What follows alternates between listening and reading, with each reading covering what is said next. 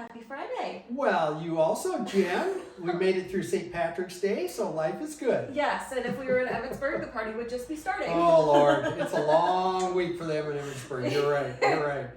Good. What have you got planned for the weekend? Well, we really don't have much. We're just going to kind of hang around, get some yard work done, hopefully. If the Nice. frost gets out, we can maybe be outside. So it's a good thing. Nice. How about And you guys? We're not doing a whole lot. Might go visit some family in Dunlap on Saturday, but I do know a lot of the bars are having live music this weekend, so like we're kind of getting back into the swing of things. So Absolutely. I think Absolutely. the full calendar you can check out on the Okoboji Chamber website.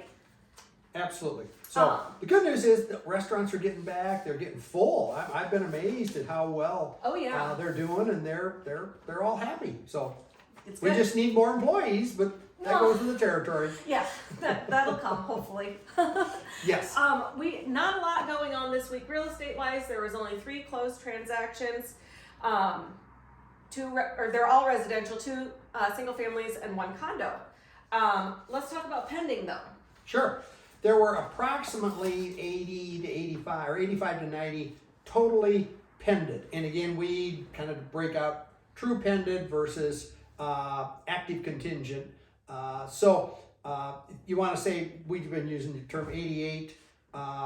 Of those, about 25 of them are lots, and I think there's like 1 commercial. And then there's also 20 of the dwellings. Yes. I'm going to call them condos. Yes, So there's truly more like 40 to 45 single family homes that are pending. that are pended. Yes. So it's, I don't mean to be making like we're playing with numbers, but you understand where we're Yeah, coming from. it's hard to. So there's so many classes and so many different criteria for each category. So it's kind of hard. So we have just kind of done our pending numbers on all of Dickinson County, multi-class, so commercial, residential, and everything. So we're just kind of explaining how we split it down a little Right. bit. I think for a lot of people, they really like to know like single family homes. Yes. What that number is. And that number is somewhere between 40 and 45 Yep. for the county of Dickinson County. Yep. Okay, good. So what we're going to talk about this week is, since it's kind of like spring clean, I thought like home improvements, DIY versus hiring, when you should actually just hire a pro. Save yourself some money. Well, when you can do it yourself, we, if the project isn't complex, if you're going to actually research it and spend a little bit of time trying to figure out how to do it beforehand, and if you're willing to actually, and you have the time to start the project and then finish it, because a lot of people, the DIYers, they start it and then they don't have time to finish. Absolutely. It always amazing to me that the number of people that will start a project and it gets a little over their head. Yeah.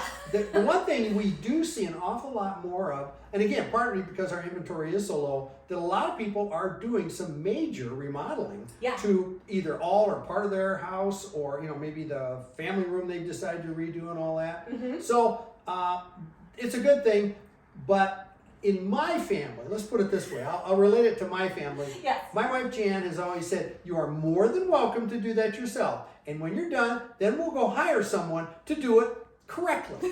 So you need to balance and all that. But the good news is, nowadays, with the improvements that people are making, I think probably for every dollar you put into it, you get $2 back. I mean, Oh, it is an amazing stat now versus maybe 5 years ago. Yes. When it was, kind of a break-even kind of a thing. or So, maybe be a negative. Maybe Absolutely. you don't return all. yeah. We are actually, I was just gonna, nice segue. I wanted to talk about, a minor kitchen remodel, and I'm not talking about like gutting it and replacing everything. I'm talking about like updating paint, maybe the hardware on the cabinet, something like that. Minor kitchen repairs. Returns an average of 98.5%. Minor bathroom repairs return average of 102%. Wow. That's amazing. So yeah, and landscaping now is coming more into play. So Sure is. yeah, Sure is. that's returning an average of 100%. So that's Good. great. And I'm going to go back to your kitchen for a second. I think if I stood back and looked, I think there's maybe 2 or 3 things in a kitchen. If you don't want to spend a lot of money, like you say, a Yeah, total yes. redo, I think if you take a serious look at your kitchen counters, Yep. your kitchen cabinets, and probably the floor Yep. are the three main. Now I'm going to go with the assumption the appliances are Relatively good. new and Yeah. good condition. So you don't have to spend tons of money to really put a little zip and a wow into it. No, absolutely not. And it might just have your property give you the multiple offer situation that everybody's looking for now. It might just bump you up a little bit. So. Absolutely, absolutely. I totally agree. Good. Well, let's ask the question this week. What's our question? What jobs have you attempted that you realize you should have hired a pro?